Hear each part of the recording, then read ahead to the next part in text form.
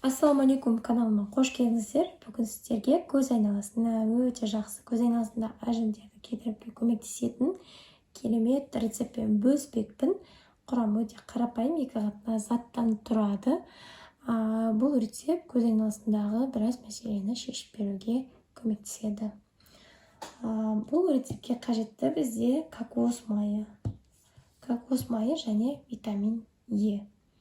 Кокос майы мен витамин Ені біз бір-бірімен араластыру арқылы керемет әжімге қарсы май шығара аламыз. Ендеше бізге бір ас қасықтай кокос майы қажет болады. Яғни бұны алдын ала дайындап қойып, бетін жауып, ыдысқа салып, күнделікті қолдансаңыздар болады. Дозасы бір ас қасық кокос майына бір капсула витамин Е қосамыз. Бұл масканы бетімізге жақсақта болады, бірақ яғни майлы терідегі ханымдарға болмайды, өйткені кокос майы беттегі пораларды жауып майландырып жіберуі мүмкін.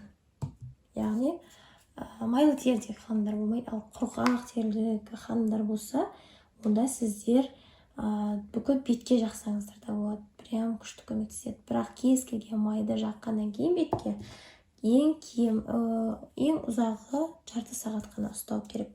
Жарты сағат қосатын затымыз ол витамин Е қосамыз, осылай шприцпен тесіп аламыз. Витамин Е көз айналасындағы әжімдерге, беттегі әжімдерге өте жақсы көмектеседі.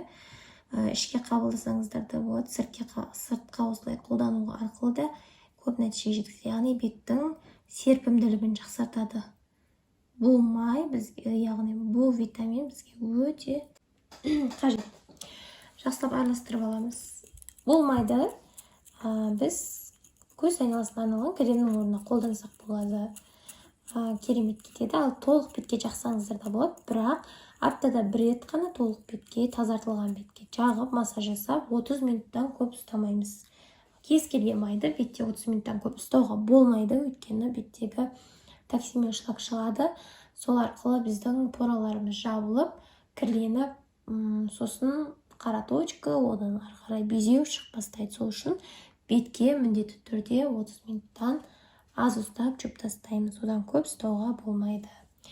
Осындай дозамен жасап қоямыз. Бетін жабылатын ыдысқа салып қойсаңыздар болады, немесе осындай ыдысыңызда пищевой пленкамен орап қойып, холодильникте 15 күндей тұрады. Сол аралықта көз айналаңызға жағасыздар.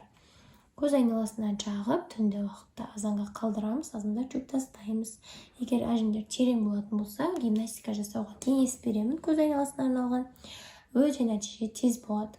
Ал гимнастика жағы қызық болатын болса, мен қандай гимнастика қолданамын көз айналама, сол жағы қызық болатын болса, комментарияға қалдырыңыздар. Алда оған қатысты да видеолар болатын болады.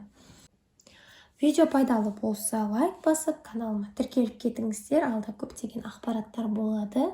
Және де өз ойларыңызды комментарияға қалдырып кетсеңіздер. Сіздермен болған Феруза Мырзаева. Жақсылықта жүздескенше.